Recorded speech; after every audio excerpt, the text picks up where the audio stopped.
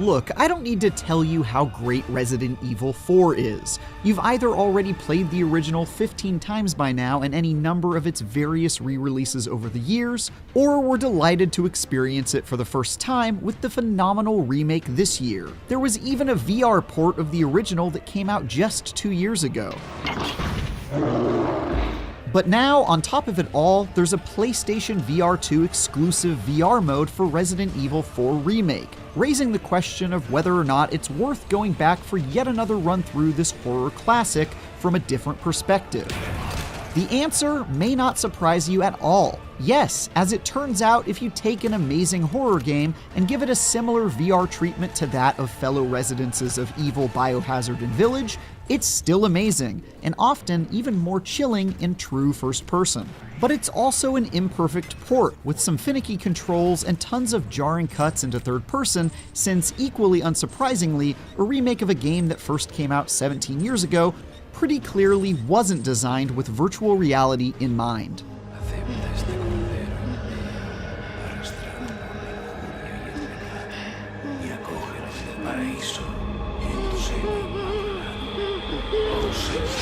Just about everything you know and love about Resident Evil 4 Remake is also true of its VR mode. So seriously, if you haven't seen our Resident Evil 4 review or don't know what I'm talking about, go watch that first.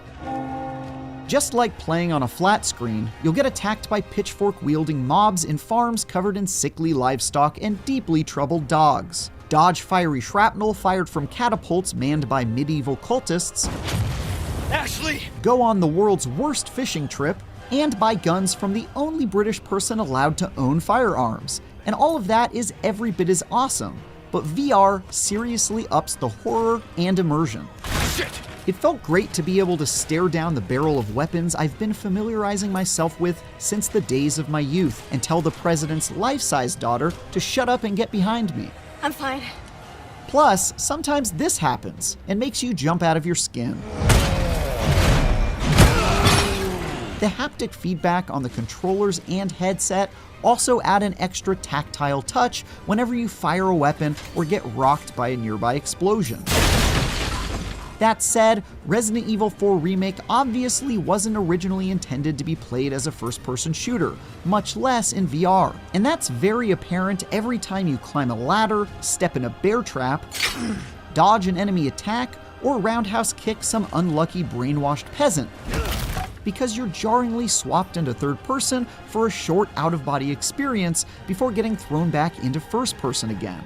By contrast, the VR modes for Resident Evil Biohazard and Village are both much more VR friendly because they were designed to be played from first person. It certainly detracts from the immersion when you're suddenly watching some other guy lie on the ground after taking a hit and have to stand there waiting for that dude to get back up on his feet so you can continue playing.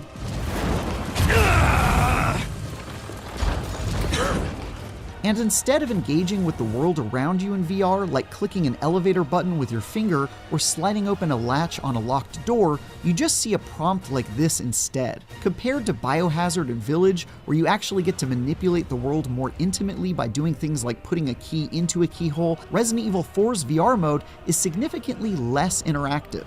Even when you go to finish off an enemy on the ground or sneak up on them for a stealth takedown, you enter this weird view where you can sometimes see part of Leon's head, and that doesn't quite feel right.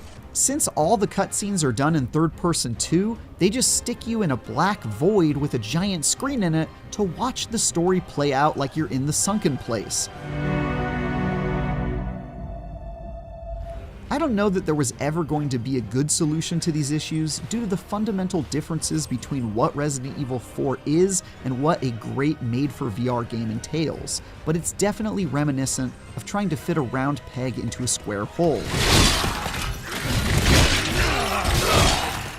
The good news is that, wonky perspective issues aside, everything else follows the same Resident Evil VR formula, which is extremely good in most regards. Reaching for weapons on your belt and back before unloading them at the parasitic lifeforms in front of you, running away from a giant troll that's about to stomp you flat, and sneaking around to eliminate enemies from stealth all feel awesome. I even finally got to feel like I had good aim without the aid of a laser sight, thanks to the effectiveness of first-person iron sights that just isn't reliable over the shoulder. And for those in need of special comfort accommodations, a variety of options are available to reduce your chances of experiencing motion sickness, like tunneling and snap turning, which are always appreciated. There is a bit of wonkiness with combat in VR though. For example, you might make the horrible mistake of accidentally throwing a grenade at your feet when you meant to grab your knife, both of which are positioned on your chest right next to one another.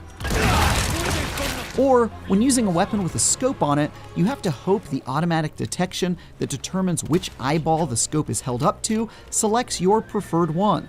Otherwise, you'll find yourself struggling to reposition the weapon on your face so you can aim properly. Most of these are minor issues that mostly take some getting used to before you get good, like how reloading can take significantly longer in VR early on when you don't know what you're doing, making you feel like a hilariously underqualified special agent.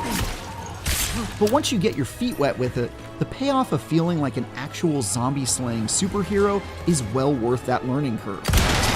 Also, owing to the impressive specs of the PSVR 2 and the attached PlayStation 5, Resident Evil 4 is one of the best-looking VR games I've ever played, and it's especially impressive when compared to the next best option of playing the non-remake VR version that looks downright butt-ugly from start to finish. Similarly, the fantastic audio design in the base game is enhanced in the VR experience, because now you can hear zombies chanting in the next room and wince whenever a flashbang goes off, almost making you feel sorry for those disgusting meaty insects. That high quality is hardly surprising given how great the regular game sounds and looks, but it just hits different in VR, and that novelty is absolutely worth strapping a screen to your face for at least a couple hours.